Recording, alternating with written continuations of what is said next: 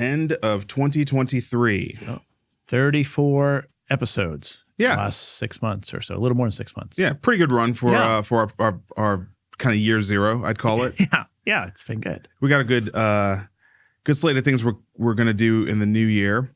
We're going to be adding guests to the show probably by the midpoint of January. We'll regularly have guests on the show and start producing more than one show a week, which is pretty exciting. Yeah, there's a lot to talk about, and bringing in experts from other fields, I think, will really just help bring different points of view to everything. Yeah, and we needed this year to kind of get our act together, figure out how we're actually going to produce and put together these shows, and I think we've mostly figured it out now. Yeah. So yeah.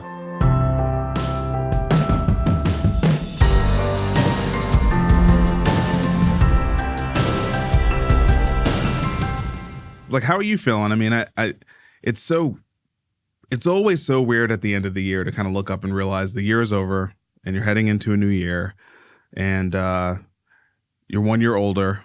Yeah. And so is the world. And at the same time, we're hurling into this era of unbelievable technology. I mean, as investors, especially technology-based investors, the technology that's on the horizon right now, whether we're talking about genomics or all things bio or artificial intelligence, the advancements of the cloud at scale, computing power, it's just such an unbelievable nexus of technology, of what could happen. And it also feels like that's overlapping with an industry that is as ready for disruption as it's been in the last 50 years. Yeah, I think that's right. It's been kind of a wild year. A lot has changed in the last 12 months. Mm-hmm. And I agree. I think we have incredible technologies that we don't fully understand. Maybe we don't even partially understand. Right. We're just sort of getting a peek at what they're going to be. And healthcare is in need of change, certainly. And then I think our culture, which is more than healthcare, but healthcare is very intertwined with culture, is going through transition as well. You have different generations that sort of believe society should do blank, but those beliefs are not the same, from boomers to X to millennial it's just a different perspective based on when you were born. Right. And that it feels like that's going to change maybe next year, maybe in the next couple of years. I feel there's a ton of change. We're going to start seeing technology come to the fore and be actually useful. And then society is going to figure out how do we integrate this? I mean, I feel like in many ways, Facebook and the iPhone have kind of kept us together as a society in terms of, those two technologies being something that the boomers can understand and use, that kind of connects them to millennials and Gen Z, even though millennials and Gen Z don't really like Facebook. That's not the point. The point is, at least it's a common ground, right? It's a common ground. But this next wave of technology is going to leave the boomers behind. They're not going to understand this at all. And it's hard for you and I to keep up. We're Gen X. I mean, I think a lot of people in our generation are probably getting outpaced as well. And that's why I like doing this podcast. There's a lot of news flying around every day, and it's hard to keep up with it all if you don't pay attention and then kind of have a conversation with someone else who also is following it every week. Mm-hmm. And if you're younger, you're sort of naturally interested in new things, and you're not as set in your ways. I mean, I'm 53, and I have to work hard to keep up. I think the boomers they could work hard to keep up, but it's just harder and harder as you get older. Yeah. So I don't know. I mean, it does feel like over the last 30 days on the Fed side of things have stabilized a little bit, which I think gives me, hopefully you as well, a little bit of hope that we can turn a corner next year and get a little bit back to normal in terms of the work we do, in terms of the capital markets, in terms of startups being able to graduate from round to round and progress and bring the innovation into the market. So I'm hopeful of that. I'm hopeful that a lot of the dislocation that came from COVID-19 has largely washed out. Hopefully 2024, there's not like a whole bunch of reverberations, whether it's supply chain or banking or, Yeah. any of those kinds of issues. Hopefully a lot of those things have sort of been worked out by next year. And hopefully the only real thing we have to worry about is an election. Yeah, it's going to be the last election where we have, 80-year-olds running, I think. I think that's right. And someone will get elected. I'm not super excited about any of the candidates. But yeah, we'll go through that process and the country will pick someone, which, as much as I complain about the choices, is the best alternative compared to other governments. That's right. Out there. Yeah, I think on the Fed side, I am relieved that they're at least signaling they're going to be more accommodating, maybe do some cuts. I think we just have a change in the way people do their work. So the commercial real estate market hasn't really changed. There's still a lot of empty buildings in downtown areas that has to be figured out. But hopefully the Fed will navigate this soft landing. I think the first few months of 24 are still going to be pretty tough in startup land. Yeah, for sure. I think it's going to be kind of first half, second half. If you kind of survive through the winter, winter in the season and also winter in the capital markets, I think mid-year it's going to start opening up and there'll be, fewer competition for customers and employees and capital, and startups can grow better. So I'm hopeful. I think our portfolio is hanging in there pretty well, and then hopefully there'll be spring and they'll start growing again. Yeah, I think if my portfolio is any indication, you pretty much know where things stand across your portfolio, and whatever's going to happen in Q1 is already kind of priced in, baked in, and you're looking to the future. Yeah, I think there still are some Hail Marys being kind of thrown out there. Let's figure out how to raise another round of money that maybe they'll work, maybe they won't, but it's going to be finished by Q1. Yeah. And then we'll work with what's left. To all those Hail Marys, good luck and God bless, and let's dig in. Yeah. All right. Only one story that we're going to cover today, which is the Apple halting of bringing their watches into the United States for sale. It's not, the actual halting is not really taking effect until after Christmas Eve, so it's not really going to affect holiday sales, not in any meaningful way.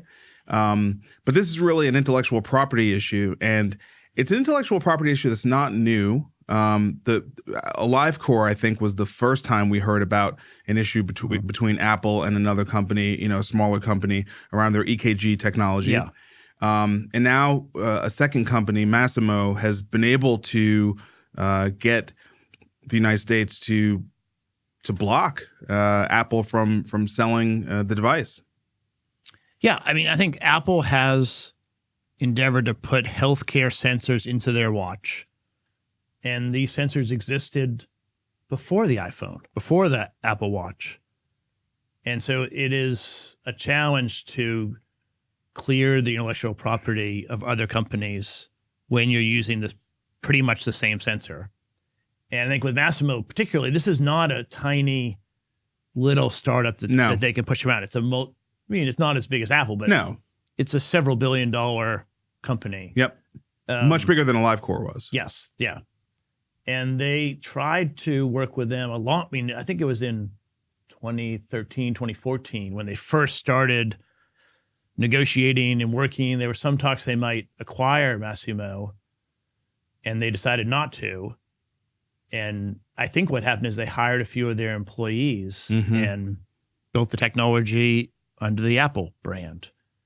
So Apple's going to do what it's going to do. It is a healthcare story because it's blood oxygen level is what they're sensing, which is pulse ox. Yeah, it's an important reading depending on what the health situation is. But I think the bigger thing for startups and innovation and venture capital and established companies is, what does the IP protection protect you from? And if it's not from someone stealing two or hiring away two engineers and recreating the same thing, then what is it good for? Right. So I think it's healthy that the government is sort of pushing back and not allowing Apple to walk all over Massimo. I can't see a world in which the Apple Watch does not continue to sell. I don't see it being discontinued over this. There will be a resolution for sure. It's being baked into too many different protocols out there right now, so there's no way that the Apple Watch goes away. But the resolution is going to be something to watch, and I think your point is important. I know from my perspective, I come out of 2023. And I come out of the process of investing in Fund One broadly. And as I think about, what I'm going to do in the future as a venture investor, there's absolutely categories I'm not willing to go back into. Okay. For a variety of reasons. None of them happen to be because, the largest tech company in the world took our stuff and squashed it. However, I have had a personal experience as an entrepreneur building technology. I had that experience with Facebook. Yeah. When you build in spaces that are likely to be targeted and focused on by these super large tech companies that also have large lobbying efforts and just ridiculous legal resources, you really stand to risk losing all of your good effort, especially if the science that you created works. And, I think that there's a lot of venture investors who are going to watch this. They're going to watch how this thing plays out. And as the next startup, knocks on their door and says, hey, I've got this really cool sensor, the VC is going to say, I wonder if that's something that's going to end up in the Apple Watch, right? And if it is, I don't know if I want to write that check. Yeah, I mean, certainly VCs are going to be worried about Apple throwing their weight around. I think there's a difference that's worth talking through about building a product that relies on the Apple App Store, for instance. Mm-hmm. I mean, there's a big fight with Fortnite and Apple and Google because they don't like the fees on the various app stores. Epic beat Google. Yeah, they beat them. Yeah. And so I think there's one thing that I think is, if you're building for a market that is controlled and owned that's different. That's different. Right. So if we can't protect intellectual property, I think as a market we get less invention. And so Apple has plenty of money. They should license the IP like everyone else in the world.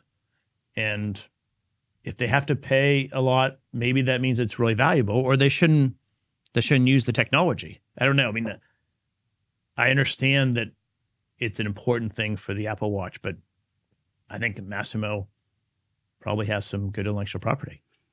Yeah, I mean, look, we don't know the inner workings of the deal or even the technology. I mean, the result gives us enough reason to believe Massimo's got a case here for sure, and that there is likely to be some settlement that will benefit Massimo. But again, as you said, they're a large company. I'm sure this is a very, very valuable part of their intellectual property portfolio, especially in terms of like how they think about, maximizing the value of the company.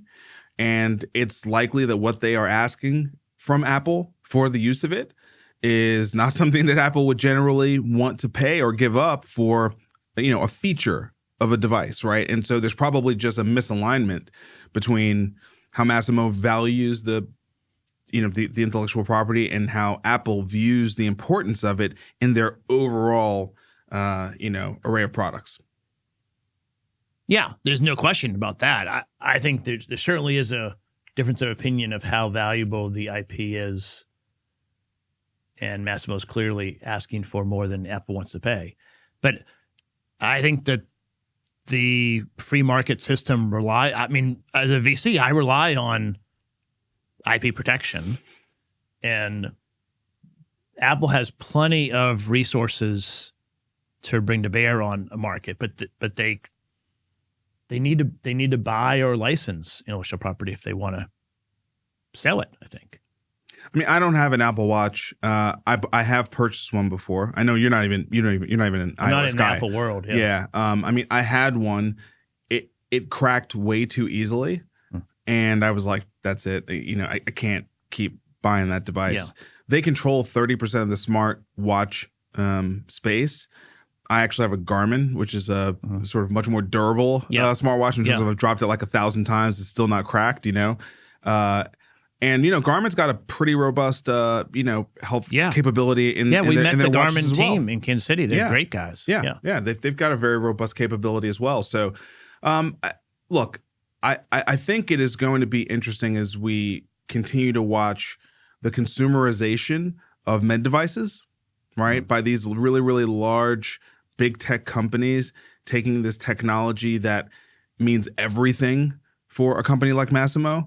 And for them, it's a foray into the health space, right? I mean, there's not maybe no one, very low percentage of people buying the Apple Watch for that feature. Right.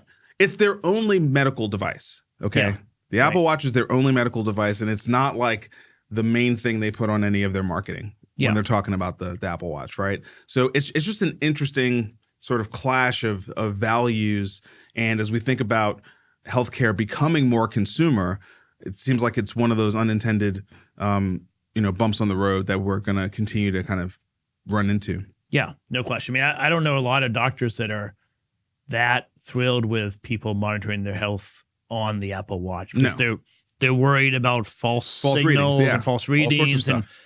There's some of that is valid. I think there's some of that is the healthcare professionals sort of liking their traditional models. Well, sure, but I think there is something really, really important to that. I mean, you take a blood pressure cuff, for example, right? I mean, you really should be doing like 5 blood pressure readings, not one, and there's a certain kind of procedure to it. Now, the problem is when we go into our urgent care clinics or even our PCP often, we're not necessarily taking blood pressure in the best possible way, right? It's not where we've had a good amount of time to rest and relax and kind of get ourselves in the right state for it.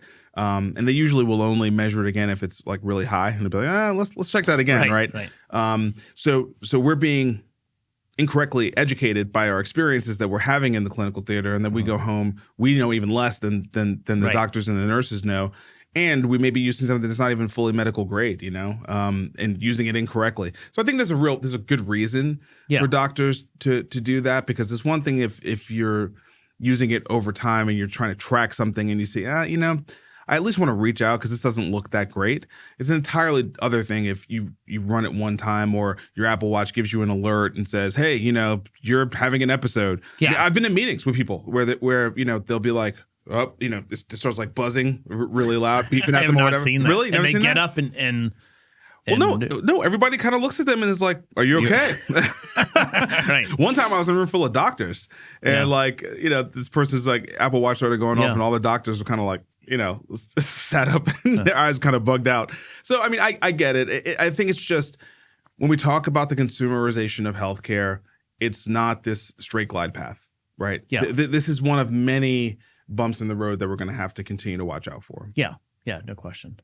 All right, so we wanted to take some time, I think, to go through some of the year-end articles that were out there, right? And maybe not the most traditional ones, but I mean, every bank and consultant throws it out there. They're all similar. Awful. Yeah. Most of them, we did the work for you. Most of them were awful, but we actually found 2 that maybe you won't typically come across that we want to share with you because they were really, really thoughtful. I thought. But first, before we dig into those, let's just quickly run through this modern healthcare story. Brock Turner headline: 6 digital health companies that flopped in 2023. We've certainly spent a good amount of time talking about some of these companies, but not all of them. So I think it's worth kind of reviewing these. Hopefully, 2024 does not have 6 spectacular flameouts, at this level, but these 6 are pretty big. The first one, Health IQ, Chapter 7 bankruptcy, $256 million in liabilities, $1.3 million in assets. This was a AI-enabled life insurance startup.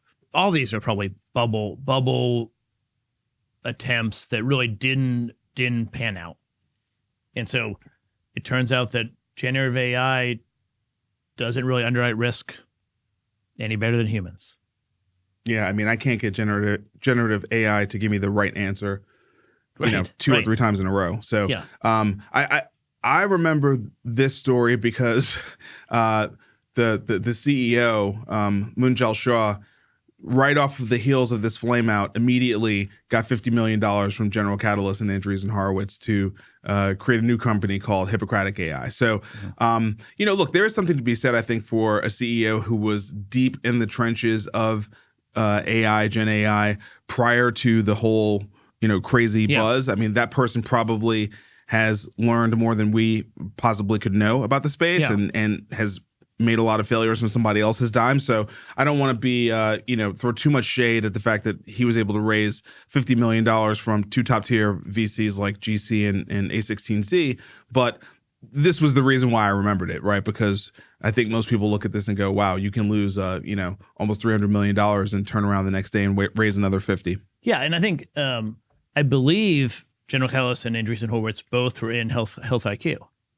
So I mean, they saw know the guy. all the details. Yeah. They know what mistakes were made. They lost money in that. Probably just wanted to clean up the books.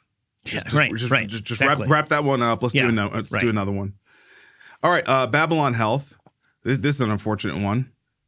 Yeah, I don't know Babylon as well, but I think it's kind of a similar thing. They went public and then flamed out. This one was connected to Higgy, which we do know. Yes. Yeah. Yes. Yeah. No, this is the business that, came from the UK and was going to do all the, digital health stuff. And they were building like a full platform to do that.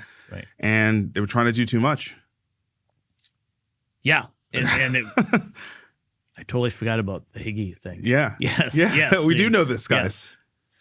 Yeah. They were doing a ton of things and it just was too much to carry. Yeah. I mean, here's the money shot right here. But Babylon had a monthly burn rate of 15 million. Yeah, I mean, that's a tough burn rate in 2023 to try to make it to the other side of. I'm sure everyone just was looking at that like, what? Right. And show me your growth rate, show me your take rate, like 15 million? My gosh. Olive AI, I don't think we need to belabor this one. We've spent plenty of time talking about Olive. Once valued at $4 billion and sold for parts. Kano Health. How much do you know about Kano Health? I don't know Kano that well. I thought they were like a primary care specialist, subscription kind of primary care. Yeah, membership-based primary care. Yeah, okay. I think they had internal, the model, as we've talked about, there's a lot of successful models in that space. I think they had internal issues. As you and I know, one of the hardest things to understand when you make an investment is the team going to come together well and really perform in this high pressure environment. And so I think somehow it didn't go well on the team. It happens. And then Mindstrong. So this was a digital mental health company and just didn't make it. 160 million. General Catalyst again. Yeah. I mean, gosh, man, can we just say General Catalyst had a bunch of really big losses this year? General Catalyst, in my opinion, is like they've taken the playbook of we're just going to keep throwing money at this, trying to change healthcare. Yeah. And big amounts of money. And they learn and they just go at it again. But they're destroying value in the process. I mean, they're in the arena, and I certainly applaud bold thinking and big bets. But the results are also, we have to talk about the results, right? I mean, they've had a lot. I mean, they're in. You don't want to be on many of these names. 3 of the 6. They're in. 3 of the 6 already that we've talked about. That's a lot. That's a lot.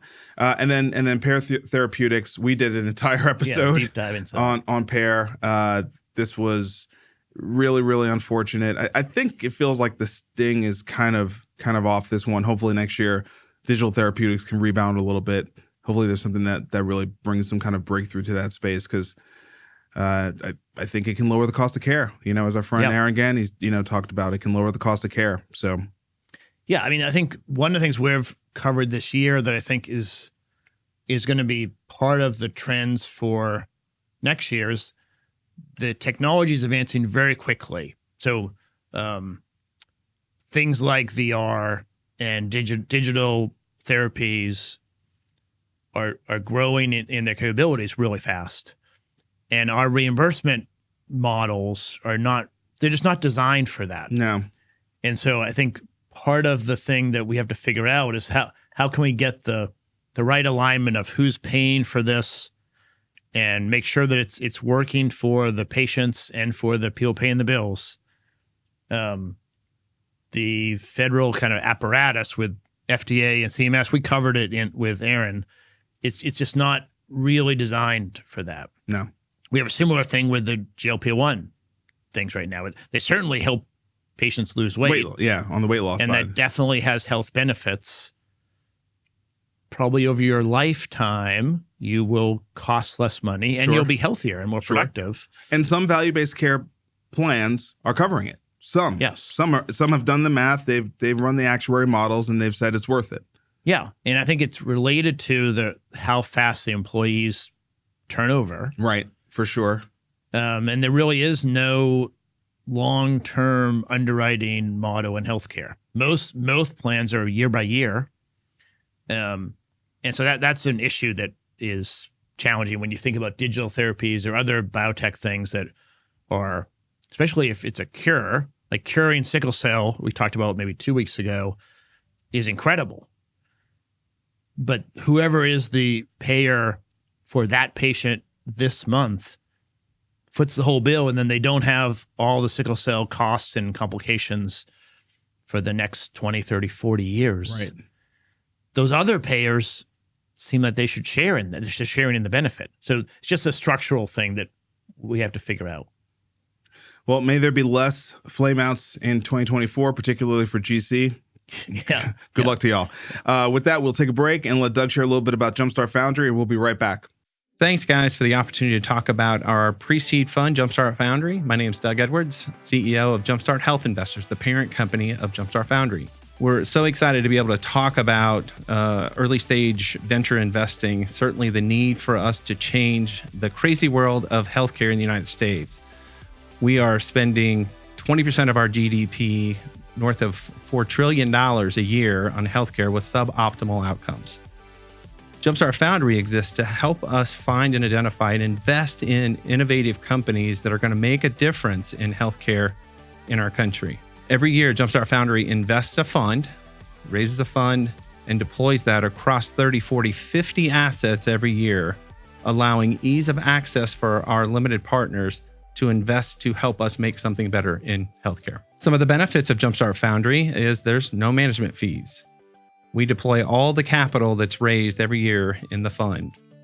We find the best and brightest, typically around single-digit percentage of companies that apply for funding from Jumpstart, and we invest in the most incredible, robust, innovative solutions and founders in the United States. Over the last 9 years, Jumpstart Foundry has invested in nearly 200 early-stage, pre-seed stage companies in the country. Through those most innovative solutions that Jumpstart Foundry invests in, we also provide great returns and a great experience for our limited partners. We partner with AngelList to administer the fund, making that ease of access not only with low minimums, but the ease of investing in venture much better. We all know that healthcare is broken. Everyone deserves better. Come alongside us with Jumpstart Foundry, invest in making the future of healthcare better, and make something better in healthcare. Thank you, guys. Now back to the show. All right, Vic, you found two pretty good prediction articles for two for next of year. like 15 Yeah, were most pretty were good. Most were trash, but two were really good. So this first one is from Workweek.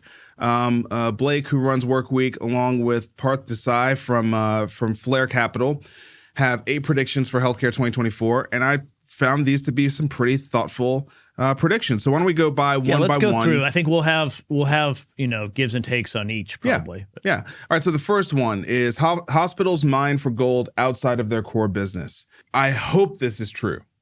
This is one of those predictions that I hope is true. I've not seen a lot of proof of leadership moving in that direction in any meaningful, scaled way. So I found this to be more aspirational than maybe proof based. But Yeah, I think hope it's right. They have to find revenue. They have to find sources of revenue, sources of margin. They're calling it mining for gold outside the inpatient acute treatment that they've done forever.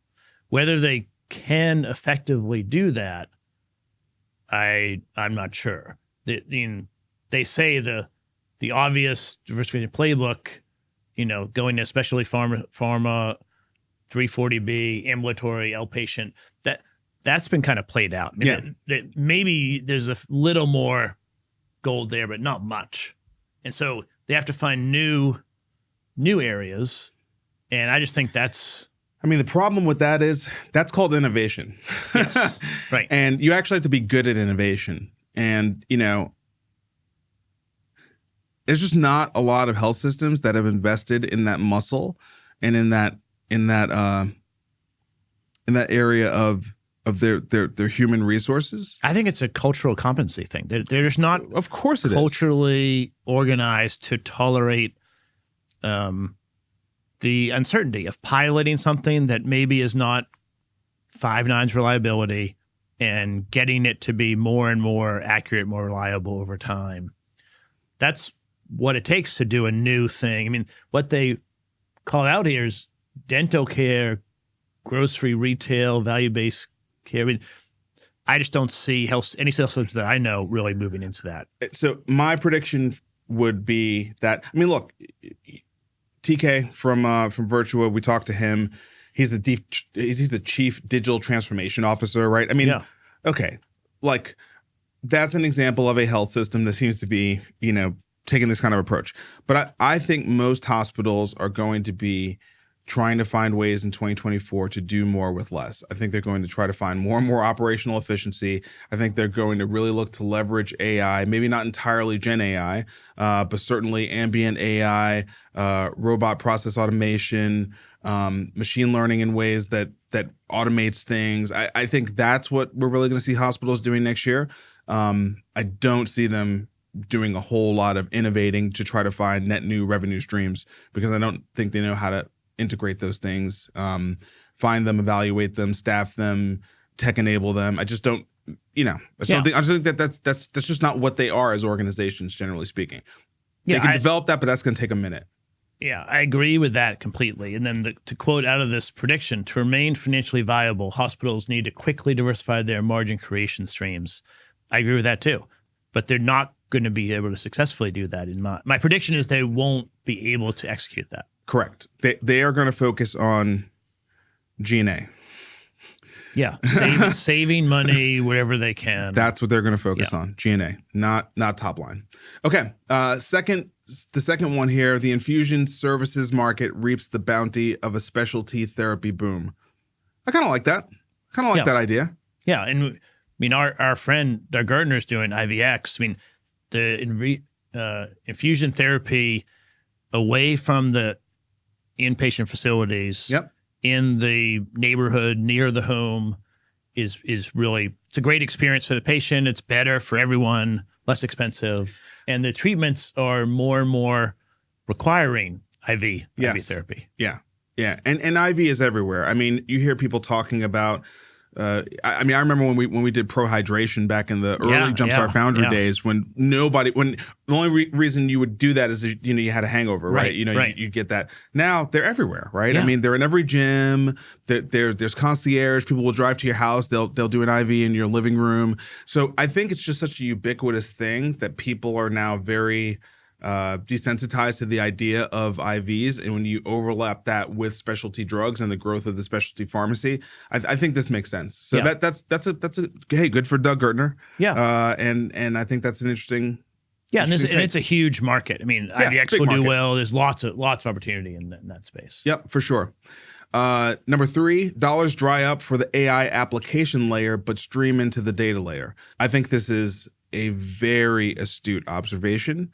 And I think it's great. First of all, the AI application layer, it's going to be called the cloud, y'all. I hate to tell you, but if you haven't seen what Google Cloud has rolled out over the last 2 weeks, and you better believe AWS is going to be doing the same, and Azure is going to be doing the same. Yeah. And all these healthcare organizations, they are moving onto one of these cloud platforms. It's actually quite a few health systems on Google Cloud. I think Google Cloud's done a really good job in the healthcare space. The application layer is going to be the cloud, my friends. Yeah. I mean, there's nowhere else that can scale. No, it's going to be the cloud, or it's going to be Microsoft apps, or it's going to be Oracle apps, or it's going to be the application layer is going to be the distribution channels everyone already has. Yes, the apps and tools and the interface that you're already using today is just going to get a lot better, a lot smarter behind the scenes. That's right. But the data layer,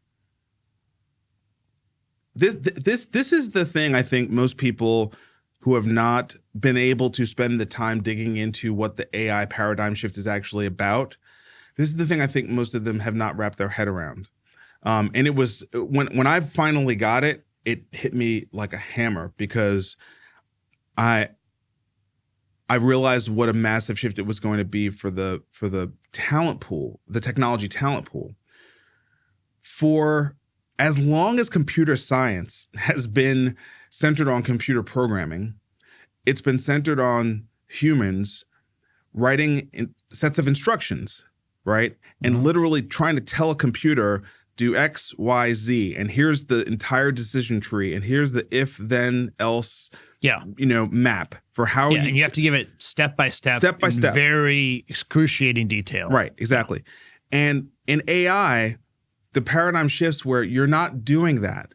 You're just feeding it really clean, well-labeled data, and it will then do that part, right? And so the data is the code. Mm-hmm. The data is the code. And almost nobody has a good data layer for AI today, right? Almost nobody has clean data. Almost nobody's got well-organized data. There are very few data engineers out there for what we need. Yeah. Especially cloud-enabled data engineers, right, who understand orchestration and how to take a data lake and move it into a data warehouse and use a BigQuery, or there's just not enough talent out there who knows how to do that. So I think as we start to get some glimpses of how powerful and transformative this can be, and I think this is especially going to be true for hospitals as they're trying to lower the cost of their G&A, there's definitely going to be some big investments, because they're going to be able to see the ROI, right? They're going to see, man, if we can just get our data house in order, we're going to be able to save in labor. We're going to be able to kill some SaaS licenses, and I think this is exactly right. I think the data layer is where the investment is going to be for quite some time. And, until this becomes a competency that we have, not just in the healthcare industry. I think this is bigger than that. I think a lot of industries do not have their data house in order, not for the AI revolution. Yeah, I think that's right. You're closer to it than I am, but my belief is that we've been playing mostly with structured data for 50 years, maybe 60 years. Yep. And that basically means it's in a table, and the number of sales and the zip code, it's set up where the computer knows exactly what's in that entire column. Right. It's all zip codes. And for the first time, it's going to shift to primarily using unstructured data. And there aren't a lot of data experts in structure, because forever we've just sort of, we have all this unstructured mess, but no one knows what to do with it. And that's the opportunity now to really gain a lot of insight and intelligence out of that massive unstructured data. I think about all of the surveys that you fill out at a hospital, what was the experience like? How did you that information? And we've invested in a couple companies to try to take it and structure it. They don't do anything with it. They can't process it. But there's a lot of insight in there, and there needs to be systems to sort of gather that. And instead of me getting a summary of a book and then just be reading the summary, summarizing unstructured data and then feeding in as useful data into the machine that then feeds the rest of systems. So that's my interpretation of what you're saying. Is that close to right? Yeah, I mean, I certainly think that is a part of it. There's more that is not necessary for the listeners to understand. But yeah, I mean, you pretty much got it. We're moving from this relational database world, where really, I mean, if you think about who was dealing in the unstructured data more than anybody else, it's the people who sort of built the systems for that. It's the Googles of the world, right? Who were just taking snapshots of all these websites as documents and needed to index them. Yeah. Right. And that's how you got MapReduce. That's how you got sort of all these big data technologies. It was because of companies like Google and Amazon. The need to get insight out of the unstructured data. Correct. It was out of necessity, right? Because you had to deliver the value. And so that's why I just think they're going to be so far ahead. The founders of Google or whoever coming up with an algorithm to say this web page is more valuable to the search because there's more backlinks to it. Yep. The human had to create the algorithm. Yes. And now I think the AI is going to create the algorithm. You just need to tell it what you want it to do. Well, of course, because we have so many algorithms that have already been created. The algorithms themselves are source material for the AI. Right. You know what I mean? Like that's the thing that's going on right now. All right. I think this was my favorite in here. Yeah. The value-based care toolkit finally arrives on specialty care's doorsteps. So I think this is such a smart take. Yeah, so let's give some background to this because I think since the Affordable Care Act came out, there's been an interest in value-based care. Yep. Primarily, that's with primary care docs as like the quarterback, the medical home, whatever you want to call it, and they were supposed to bring social determinants of health and all kinds of better closing care gaps to provide better value for the care. And there's been some successes, but there's a lot of examples where it hasn't really panned out as we all hoped it would. And I think the prediction here is that there's going to be a migration to the specialized docs focused on taking care of one particular chronic disease state because there's much more opportunity to really understand that patient profile and bring more support, more care to them, and it will lead to savings. So that's the prediction. I think that makes a lot of sense. Yeah, and also there's a recognition that specialty care is now such a large part of the cost of service provision, and that the cost can swing wildly based on the quality of the specialty care network. There's a sentence here. Some risk-bearing primary care groups estimate that the quality of their specialist referral networks can drive a 40+% swing in cost savings. So that seems like a target ripe for value-based care, right? A, it's a huge part of the spend. B, massive variances in cost based on what your network is. That seems like a perfect target for VBC. Yeah, I agree, and we have seen a few examples kind of bubbling up around this, but I think it's correct. I totally agree with this. It's going to really take off in all kinds of specialty care segments, and the ones they're talking about are some of the biggest, right? Palliative, renal, cardiology, but there's plenty of other ones that are maybe not as much money as those three. Those are the three of the biggest, but there's a lot of opportunity. So if you're a physician that already are in a specialty, which many are, you can look at your specialty and try to get better. Yeah, and also I think that means that there's going to be a lot of opportunity for venture here in this space, whether it's providing health IT to help these specialists operate their business more efficiently to drive more value for lower costs. Because obviously, if they're going to be a target of these types of VBC, risk arrangements, they're not going to want to make less money, right? Yeah. If anything, they're going to want to make more money. So how might innovation and technology help them do that, right? Yeah, and you might need to invest in year one, and then you'll see a huge benefit 10, 20x that investment, but not until year 3. Right. Because the patient, you have to install everything, get the patients onboarded, and then you really start to see the benefits, maybe end of year one, but probably in future years. Yeah. And then also I would say, renal care is one of the three up here, palliative care.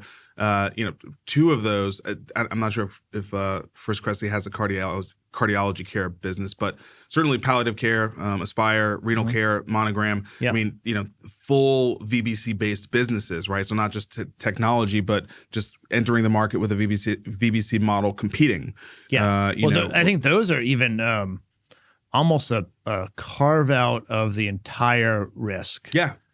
So like we'll take this patient population and do the complete, we'll take on the risk and care for them. That's right. Which is sort of value-based care, sort of brought to the extreme. Yeah. Yeah. But you can, I think it makes sense. It fits within this take, right? So I think that's something for us to look at next year, look across the specialties and see where is there sort of less focus, where might there be some policy focus that, increases over the next 3-4 years. Yeah. Labor turmoil creates permanent side effects. Number 5. Yes, we've been. I feel like this has been our drumbeat for 10 or so episodes, but no question, labor turmoil is here to stay. Here to stay. Yeah, it's putting a lot of pressure on health systems, and it's here to stay. And the actual clinicians are suffering, and a lot of them are leaving the profession, which makes it much worse for the people that are staying. Yeah, so it's a real challenge. Hopefully there'll be technology tools that can offload some of the less critical work and allow the caregivers to actually focus on what they're best at, but that's a couple of years away. So we have this challenge definitely for next year. Yeah, and also quite frankly, we're going to have to change workflows. We're going to have to change we're going to change a lot.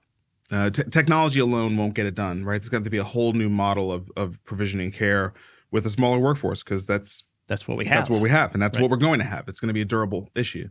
The Medicare Advantage manna dries up. We sort of talked about that with Emily last week. Yes, we've talked about this ad nauseum, so we don't need to go into that one. But obviously, we agree with this take, so that's another good take.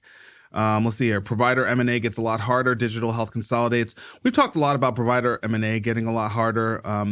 In terms of digital health consolidating, so they're referencing Commure and Athalis here. To me, that is more General Catalyst doing some cleanup work on their portfolio. So I don't know that I would call that digital health consolidating. I don't know about you, but when I look at my portfolio, I don't think a whole lot about roll-ups and tuck-ins and things of that nature. I think there's still a fair amount of space for value creation, over the next 3-4 years for my portfolio companies. So that this is one that. Well, I read it sort of differently. I think that there's a lot of digital health startups and even midlife companies that are going to fail, that just are not funded appropriately, and they don't have runway. Yep. And they have some assets that just are going to be sold off for parts. Yep. And so that's what I thought they meant by consolidation, that all of the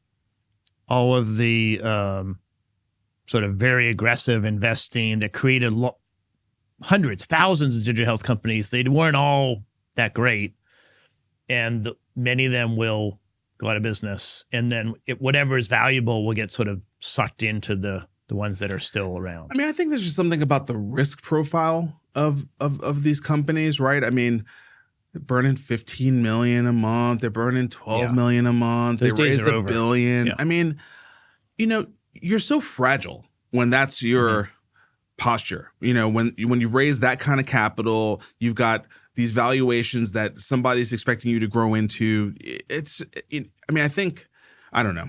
It just doesn't map to what I think is what most investors, at least by volume, even if not by assets under management. When I think of most digital health investors, I just don't think they're investing in companies with that kind of profile. It's a select group of investors that keep showing up, right? That are writing these scaled checks with these crazy valuations, with these ridiculous burn rates, with these expectations that they're going to go just take over a market. And, because so-and-so knows somebody and because we've, capitalized this company to the teeth. And to me, I would have written this headline a little bit differently. you know, I wouldn't have the two different points. I wouldn't have placed it as consolidation. Yeah. You know, to me, it's a reboot. Hopefully, there's a reboot, and we get back to like, let's build real businesses that create real value. Yeah, I mean, I think there are. We've talked about this previously. There are different stages of the economy, right? So in 2019, 2020, you might have had to grow really quickly if you wanted to, combine with a SPAC, remember SPACs, and then get public and get your money out. And you weren't really trying to build a long-lasting business. You were just building this, bubble thing. I mean, it's not healthcare, but Bird just filed for bankruptcy. Yep. And they're sort of the poster child for that. Like fastest unicorn ever. Yeah, and then maybe I don't know if it's the fastest failure, but now it's bankrupt. And I think we all knew we didn't need 30 scooters on every street corner, but it was an arms race of like who could raise the most money, who could give the most deals, and sometimes one group wins. Like another example we were talking about in New York earlier this week is, Uber has sort of they subsidized and really bought the rideshare market, but now that sort of the other companies have fallen away, they now have an ability to have a real company. But it's hard to make that transition. And most companies can't do that. But if you get the timing wrong, right, then you are Babylon. And you have a $15 million a month burn, which is fine when you're trying to grow and go public. But then when the market shifts, you can't respond. Yeah. But the first part of it, I think, health systems, one of the tactics, one of the strategies is to acquire other systems and grow scale so you can do cost cutting and get some advantage. And that seems to be largely frowned on by the FTC. That's a fundamental part of their business model. Yeah. And yes, it is being frowned on. The political narrative around it is that M&A results in less choice for patients / consumers and higher prices. Full stop. That's the view is this M&A is anti-competitive and bad for customers. That's why they're blocking it. That's the political narrative. That's the political narrative. As we've discussed, in some cases that may be true. In some cases that may be true. In some cases it certainly has been true. I think you can certainly point to mergers that have had that final outcome. However, I don't think health systems and certainly small hospitals have ever been as financially vulnerable as they are, both balance sheet and P&L wise. And in some cases, M&A is their only way to survive, which is to say to be acquired. Yeah. If they cannot be acquired, forget the acquirer. If some of these hospitals and health systems cannot be acquired, they will not survive. And so, the political narrative is not sharing that part of the story. Obviously, that's not as popular of a story that a politician would want to tell. But it is the end result in many communities across the country. Yeah, there's a lot of markets where there are 2 or 3 health systems that are all negative margins. They're losing money every month. And if they could consolidate into one, certainly there'd be less choice. I mean, you'd have 3 systems consolidated into one, but it would be viable. And I don't think we're going to see significant health system failure in 2024. Yep. I don't think with the political cycle, the presidential campaign, it's not going to happen next year. But I think in the next couple of years after this cycle, I think we will see significant failures in, regions of our country that need to have healthcare systems. Yep. Yeah, I think that's right. And then point 8 is just generally talking about political healthcare rhetoric is going to spike next year. And I think, it's an election year. There's all sorts of stuff on the line. I think the lobbies are already, fired up because of the physician payments rule that came down in November. So yes, it's going to be a hotbed political year next year. And That's kind of an easy one to end on, but I think it's right. Both Democrats and Republicans think healthcare is a winning issue for them. Biden certainly has gotten his platform of healthcare things all documented, but I don't think it really is that different. I mean, they all are going to end up defaulting to the existing regulatory structure in FDA and CMS, and so I just don't think it changes that quickly. Yep, agree. All right, we're going to quickly shift to somebody I'd never heard of before, but you found. Yeah, I've followed him a little bit. He's pretty good. Okay, so this guy, Dr. Raihan Faruqi, he posted this on LinkedIn, his 2024 health tech predictions. And I was reading through them and I was like, this is great. He actually published it December 6th. So he's clearly been thinking about it for a while. But let's just quickly run through his list of things here, because I thought it was a good list. Totally focused on health tech. So the first one is a VC-backed health tech company will IPO and it will be rocky. So his basic thinking here is IPO markets have been totally frozen for 18 months. They're going to start to thaw next year. I think that's probably right, especially as the Fed starts to turn and pivot. And that it will be rocky. I mean, when have health tech IPOs not been rocky? The ones that I think about mostly are Oak Street and the whole Teladoc. What did they merge with? What did Teladoc merge with again? I thought it was Omada, which he's talking about again. No, it wasn't Omada. It was the other one. It's a 7-wire deal. Livongo. Yes. Yeah. Livongo. Similar to Omada. I think it's safe. Yeah. So I mean, look, there's a bunch of potential IPOs next year. He's got Komodo, Included Health, Sword, Omada, and Aledade, all sort of big names. Been at this, for 6, 7, 8, 10 years, and it's probably time for some of those to get onto the market. Yeah. I mean, I'm biased because I really hope this is true. As I've said, I think the first half of the year is going to be hard. But I think you certainly could see an IPO in June, maybe the summertime is not that good of a time, September. That'd be great. I'm hopeful of that. Number 2, fundraising boom in Medicaid, senior care, women's health, and infrastructure 2.0. Totally agree with all of these. I mean, I know the senior care is a little bit weird because we've been talking about the Medicare Advantage, but I see that as a space that it's going to need innovation to change the cost structure, because it's going to be a harder spot to make money. And the seniors have to be cared for. They're still going to be cared for. So I think we're going to see a lot of Medicare Advantage moving to MSSP. And I do think there's going to be some really big investment in that space. But probably the big things on this list are Medicaid and women's health. Those are two really, really big ones. We see that happening. Our last deal that we did in Jumpstart Nova is both a Medicaid and women's health deal. May focused on maternal health. So, obviously I'm biased because I'm investing in these spaces, but I very much agree with this take. Yeah, I agree in Medicaid and women's health. I don't know what infrastructure 2.0 really is. So I mean, he sort of defines it as B2B SaaS companies that are doing value-based care enablement. I guess that's infrastructure. I wouldn't have called it infrastructure. So I don't know if I agree with that one, but the other ones I agree with. Agree. I was much more focused on the Medicaid and women's tech.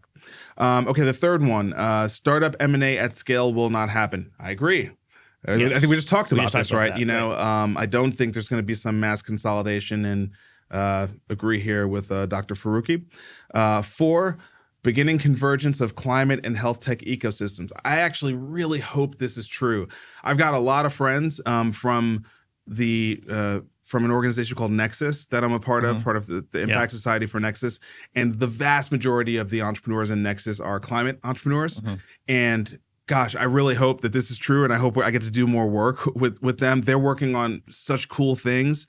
And, Senator Frist, right? I mean, all the work that he's doing with the Nature Conservancy at a global level. I mean, I think his reason for joining is he sees the connectivity between what's happening in climate change and healthcare. And he sees massive implications for the healthcare industry and for, the health of communities as the climate continues to evolve temperature wise. And so I hope that we can expand our definition as investors of healthcare into climate and for that to be viable and accepted. Today, I don't think that's true, but I hope that in the future we get to expand and collaborate more with the climate tech ecosystem. Yeah, I agree. There's a lot of similarities, but it's a lot of regulation, a lot of government involvement, and things are take a long time to mature. And so all those things are true in healthcare and true in climate tech. And then I think the built environment and our natural environment around us can have, either positive health attributes and help the population, or negative, depending on how it's managed and worked with. Everything from, the sun's much more dangerous to, floods and natural disasters and the way Access we to build our water, cities, and droughts. you can't easily go on a walk. I mean, there's a lot of connection points on many different levels that could make it good. So I haven't seen a lot of. That's the first time I've seen it, really. So I maybe he's. He's referencing COP28, which just happened. He's referencing this organization called the Climate Health Innovation and Learning Lab. So I think it's probably coming off of COP and probably discussions that happened at COP. I think there were probably a lot more health conversations at COP28 this year than there have been in the past. And again, he frames it as beginning convergence. So he's not being hyperbolic in terms of. It's not going to all come to fruition in 24. No. But again, I'm excited for beginning convergence. I think that's awesome. I mean, if at some point over the next 5 years we get to the place where we see these things as much more integrated, that'd be amazing. Yeah, be really good. Number 5, healthcare macro conditions worsen. Yep. He starts talking about something you were talking about from the last list. Physician suicide is up. Clinician burnout is at an all-time high. 24 million people will lose Medicaid coverage with the unwinding that's happening. I mean, more nurses will strike. Yeah, I mean, it's a rocky time in our industry. Yeah, it's he's calling it macro conditions. That the basic economics of running a health system don't work, right? The way that they use their human labor, the workforce, is not efficient enough for the revenue they get in, and the time it would take to reorganize all those workflows. It has to be done, and they have to do it well. They also are treating patients that come in every day. Yep. And so, I mean, you and I live it. I understand all the different sides, and there's a lot of good people trying to figure it out. But the conditions are getting worse and worse and worse. And our healthcare workers, doctors, nurses, nurse assistants, all of the clinical staff is really taking the brunt of it. And that's not fair, but we have to figure out some way to solve it. Number 6, AI sees uneven adoption, in parentheses, and continued heated debate. I think that's right. Yeah. I think that's exactly right. We're gonna keep up with Dr. Kapoor at Virtua because he's somebody who's on the ground. Right. I think we're going to try to bring Dr. Schlosser if we can. We haven't asked him yet, but I'm just putting it out there. It'd be great to get him on here because he's doing a ton of work in the space, and he's a friend. So hopefully, Mike, you'll come on the show. Yeah, but I know a guy at Anthropic who's focused on healthcare. We need to try to bring in. Yeah, but I think he's exactly right. There's going to be uneven adoption. I think there's uneven understanding even what it can do. And then there's uneven ability to bring for technology. Like not everyone has a Dr. Schlosser to really bring it in. That's HCA is really ahead of the curve as far as their understanding of data science. We should see if Edmund would come on the show. Yeah, because Edmund really kind of helped them set it up before ChatGPT existed. Totally. Okay, number 7, probably kind of an easy one to make a call on. Another health tech bankruptcy or scandal will unfortunately emerge. I mean, likely. 10. Yeah. Likely. He points out some other ones here. We just talked about Babylon, but he talks about Bright and Cerebral. Those were two that weren't on the previous list. Yeah. Cerebral probably should have been, honestly. Yeah.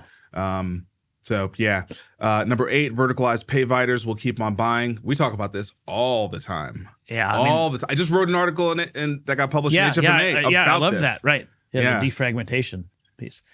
Yeah, I mean, the thing that I think is unfair is the FTC is blocking health systems, and they have allowed payers to acquire things. Now, payers are doing it in a way that they're diversifying what they're doing into providing care. Well, that's the point. And that is seen as positive, but I'm not sure that it is any different. No, the providers have every opportunity to diversify as well. The payers are literally laying out a strategy that is working. Yeah. In terms of getting mergers done. I mean, this gets back to the whole, that's interesting. So this gets back to the whole provider health systems. No, the first prediction in the last one about health systems mining for gold and this is why I was like bearish on that. I was like, you've got the playbook. The Payvider playbook is not only for payers. Yeah, right. you know? So if they wanted to do it, they'd do it by now. They're not doing it. It's an allowable playbook. Yeah. Okay. Well, that's fair. I mean, health systems should do it. I agree with that. So, and Humana looks like they're not merging with Cigna. So maybe there's opportunity there. Yeah, there's opportunity for sure. Private equity, number 9, private equity will have a record year of healthcare deal making. I think that's right. There's so much capital that's been sitting on the sidelines most of the year. There haven't been a lot of big PE deals done in 2023. Right. It's time for deal making to happen in 2024, right? We had the shakeout, the whole KKR stuff that rolled out. What's the flame out that they had partnered with AmSurge Physician Group? So many things to remember. I'm like, my brain is dead. Starts with an E, right? Yeah, it's Ensign. That's not right. It's Envision. Envision. Yeah, Envision. Envision. Thank you. Yeah. Thanks for being my brain. I can't remember anything. Yeah, Physician Group. Physician like employment. Yeah. So we had that flame out. We've had several Physician Group flame outs this year, right? And those were all PE backed. So I think PE kind of laid low this year, and I get the feeling that next year they're gonna roll out pretty aggressively. I also think PE needs to have clarity on the debt markets and the IPO markets. Yes, right? So yes. I don't think they need rates to come down. That's right. But they need to be confident that they're not going up anymore, and then they need to have an ability to place debt at a fixed amount, and then they need to feel like there'll be an open equity market in a couple of years. Yep. And so I think the Fed sort of pivoting and saying we're done raising and we're now looking at cuts opens up the PE market for next year. That's right. Number 10, chapter 2 of the GLP-1 wave ensues. That one feels like a kind of easy one. Obviously, it was such a strong part of the second half of 2023. It's obviously going to continue. So I don't think there's much to say there other than, I agree. Yeah, the thing that he points out that I think is really smart is the off-label use for addiction of cigarettes, opioids, cocaine, gambling. Yeah, it's an addiction mitigator. Right. Which it's not widely used for that, but that I think that is going to get a lot of attention. Well, I think at least I don't know that it's widely used for that. No, it's not widely used for that. I mean, I think the bigger issue with GLP-1, quite frankly, that he didn't really point out is price.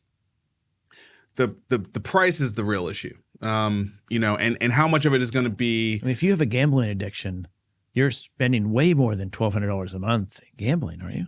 I mean, yes, but again, you're talking about, are you going to stay off of gambling forever? I mean, there's a long-term bet you're making with this stuff when you talk about these long-term issues. Yeah. So it's not an easy, super simple price.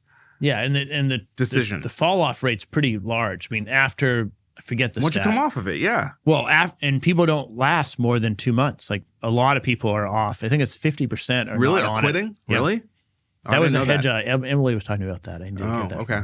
We need to get her to give us that information so we can share it, because I didn't know that. 11, Congress will pass meaningful PBM reform. We've been talking about this. Yeah. Yep. I think now that CVS has shifted, there's no question about that. I think that's right. And then 12, finally, the prove it era of digital health reigns. I want to read this sentence because this is like these two sentences because this is us. Vic. Right. Startups that achieve clinical and financial ROI with unit economic discipline, responsible growth, and eventual profitability will be rewarded. Real businesses with actualized revenue, scalable GTM, usable tech, and clinical rigor will get more attention. Amen. Yes. Dr. Faruqi, we're going to have you on the show next year if you'll let us. Great predictions for 2024. We hope most of them come true. Some of them not so much. But it's been a heck of a year. Yeah. It's been a good year. I'm cautiously optimistic about next year. I think there's more good than bad. Yep. With that. Agree. Well, man, thanks for doing all the great work on 34 episodes of like yeah, it's been fun. I've learned a ton. I didn't know what to expect, but it's been a lot of fun. Yeah, you've done a really good job pulling together these shows, and I appreciate it. And I'm looking forward to kicking off the year with you in a couple of weeks. Yeah, it should be fun. We'll have a few more guests, more content for people. Awesome. Happy holidays, everybody. Happy New Year. Thank you for listening again. Please subscribe, share, let people know. We're going to double down on our efforts, both in terms of volume of shows and just other kinds of content. We've got some stuff up our sleeve. So, thank you for encouraging us, reaching out, letting us know that the show was good, letting us know that we got it wrong. Anything you did to encourage us to keep going, we really appreciate it. And we're going to do our best to try to help us all be a little bit smarter about health innovation so we can collectively make healthcare better in the United States in 2024.